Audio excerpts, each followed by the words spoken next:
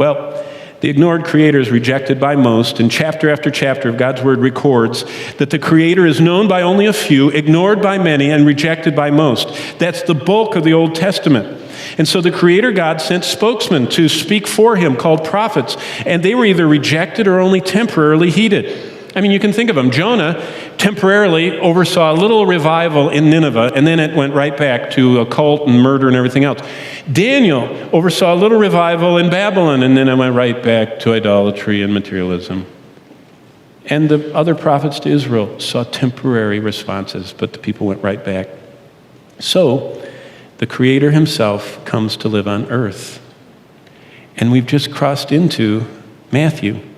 By the time we come to the New Testament, the same pattern continues. Few are knowing God or following him or obeying their Creator. So the Creator who has been ignored and rejected, actually comes down to become a human. Christmas is the Creator becoming a human. And Christ's life on earth is recorded as a series of scenes of either people ignoring him or rejecting him, with a few interspersed precious scenes of people adoring, revering, and obeying him. But most don't. And that's the New Testament story. Starting with his birth, witnessed by a few wise shepherds, attended by a few wise men, testified by some enthused temple workers, Simeon and Anna. But by and large, the Creator is known by few, ignored by the many that are close enough to be even heard of him, and rejected by most. So the Creator introduces himself in person to his creatures. I mean, this is Jesus' ministry. After 30 years of living a life that no human had ever lived, the Creator in human flesh is heralded by the last and greatest prophet, John the Baptist, got the attention of the whole nation. And he pointed at Jesus.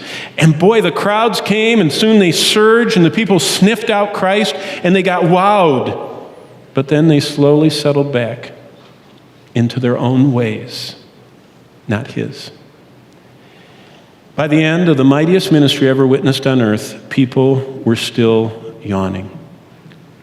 So the New Testament Gospels end with the Creator ignored, then rejected. Not even the shriek of howling demons who cried out in dread when they faced their Creator and could move the people, neither could the parade of those healed, the lepers, the blind, the mute, the deaf, even the dead he raised. No one ever said his miracles didn't happen. All they said is, we don't want to revere and worship and obey him. No religious leader said he didn't do those miracles. Read carefully. They just didn't want to bow before him. Again, the Creator is known by so few, ignored by many, rejected by most. So the next event is the ignored and rejected Creator is murdered, and he came to give himself as a sacrifice for his fallen and dying creatures, so he does.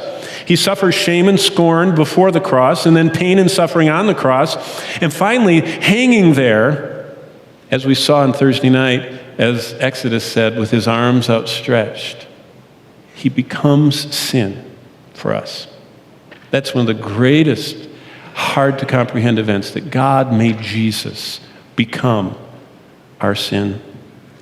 God treated his Son, the Creator, as he hung on the cross like he had committed every sin we would ever commit.